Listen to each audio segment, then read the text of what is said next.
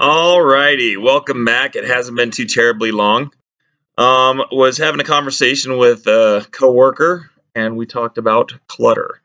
And my philosophy is with clutter, or to avoid clutter, you just need to remember less is more. Well, what does that mean? Well, less stuff means more time. Less stuff means more money because you don't spend that money. And money's pretty easy to take care of. You just leave it in the bank and it works for you. Like if you wanted a really nice, super huge, large house, that's awesome.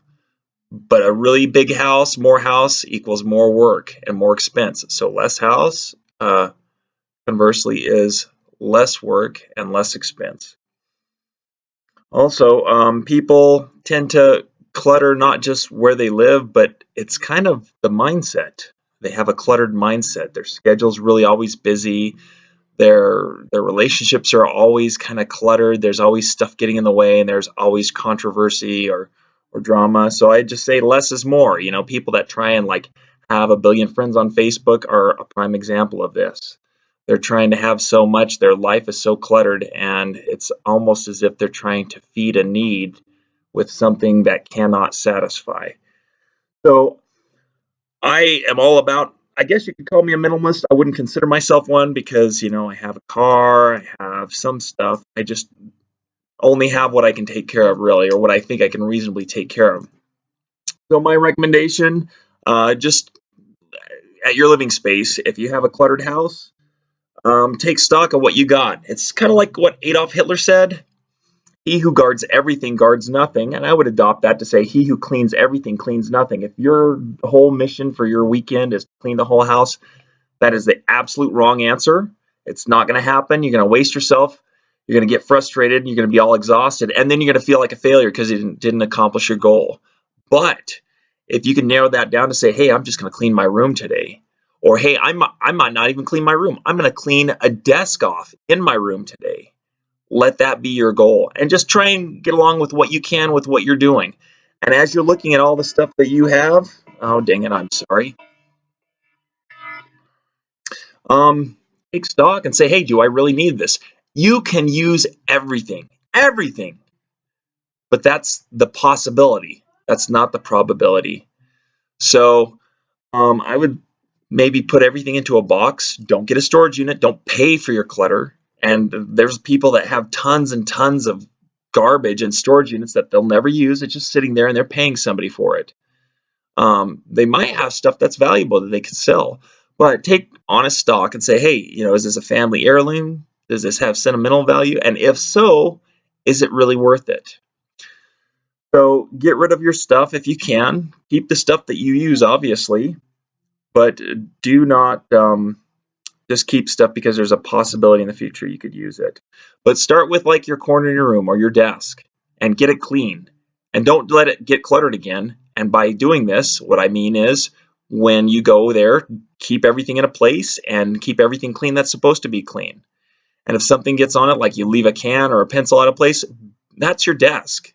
Focus on that. Keep it clean. And then when you get in the habit of keeping that desk clean, move on to something else, another corner of your room. In the meantime, you're still trying to manage whatever else is in the rest of your house, but it's like this front is growing, this clean front, and it moves from, say, your bedroom and, then to the hallway from your bedroom. Keep that clean.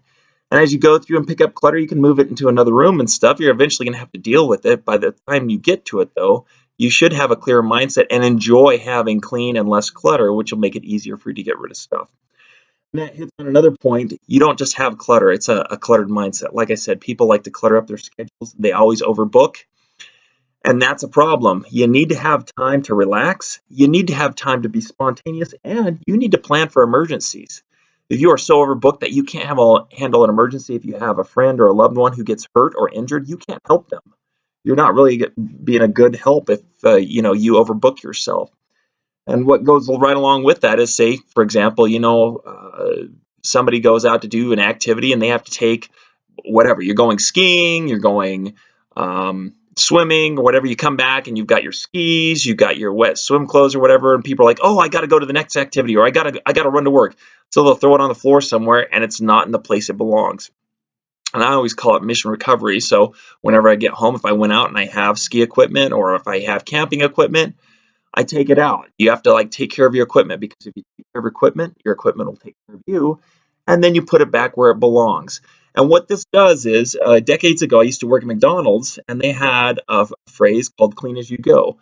So what this does, when you put stuff away right then and there, it takes you a little bit longer throughout the day. You're spending more effort throughout the day, but at the end of the week, you're not wasting your whole Saturday and Sunday, your whole weekend, cleaning up garbage that would have taken you less time during the week. And you have more effort and you got more time to do stuff on the weekend. So it's, yes, kind of like, anyway, having a backup plan, planning for something bad to happen, by not overscheduling, not overbooking. And it's sort of like preventative maintenance checks and services for your life. Anyway, if you have any comments, please leave them below. Or if you hate what I say and want to send me hate comments, I welcome that too. I don't get better by people telling me what I want to hear. So thank you, and until next time.